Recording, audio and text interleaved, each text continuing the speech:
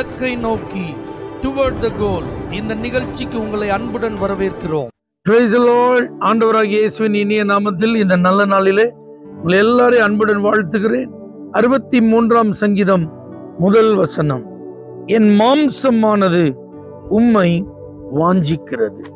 இன்னைக்கு நம்ம எல்லாருக்குமே நிறைய ஆசைகள், ஆவல், வாஞ்சை நிறைய இருக்கு. ஒன்னா ரெண்டா சொல்றது, நல்லா படிக்கணும் அப்படிங்கிற ஆசை எல்லாருக்குமே இருக்கு. நல்ல ஒரு வேலையில சேர்ந்து கை நிறைய சம்பாதிக்கணும் ஆசை இருக்கு. இந்த கம்பெனியில எப்படியாவது வேலைக்கு சேர்ந்துடணும் அப்படின்னு நிறைய பேருக்கு ஆசை இருக்கு. இந்த கவர்மெண்ட் வேலையை எப்படியாவது அடைந்து விட வேண்டும் நிறைய பேருக்கு ஆசை இருக்கு.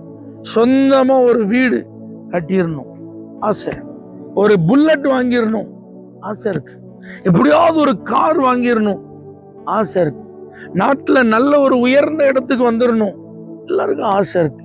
இப்படியெல்லாம் மாம்சத்தின் வாஞ்சைகள் நிறைய இருக்கும்போது ராஜாவா வாழ்ந்த ஒரு மனுஷனுக்கு வாஞ்ச ஆண்டவர் தான், அவருடைய சமூகம் தான், அவருடைய ஆலயம் தான். அதைத்தான் சங்கீதங்களிலே அவருடைய வார்த்தைகள் பிரதிபலிக்கிறது. நான் முன்பு சொன்ன வாஞ்ச ஆசைலாம் இருப்பது தப்புன்னு சொல்லல, கண்டிப்பா அதெல்லாம் தேவைதான்.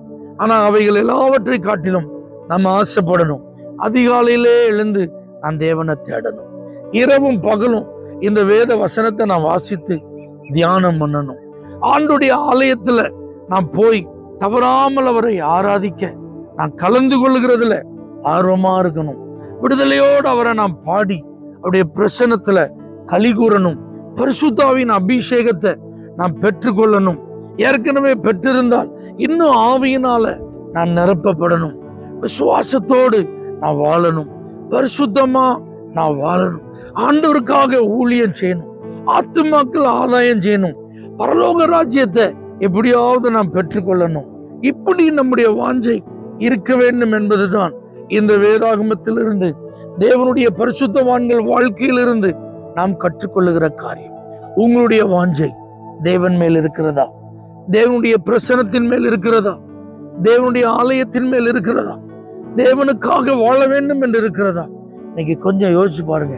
இந்த வாஞ்ச உங்களுக்குள்ள அதிகமா இருக்குமானால் மீதமுள்ள அத்தனை ஆசைகளையும் கர்த்தர் நிறைவேற்றுவார். தாவீதினுடைய வாழ்வில் அதுதான் நடந்தது.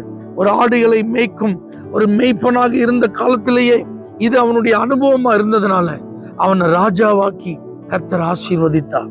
அப்பமும் பாருங்க, அவனுடைய வாஞ்ச சிங்காசனத்தின் மேல் இல்ல, கிரீடத்தின் மேல் இல்ல, பெயர் புகழ் மேல் இல்ல, கர்த்தர் மேலதான் வாஞ்ச.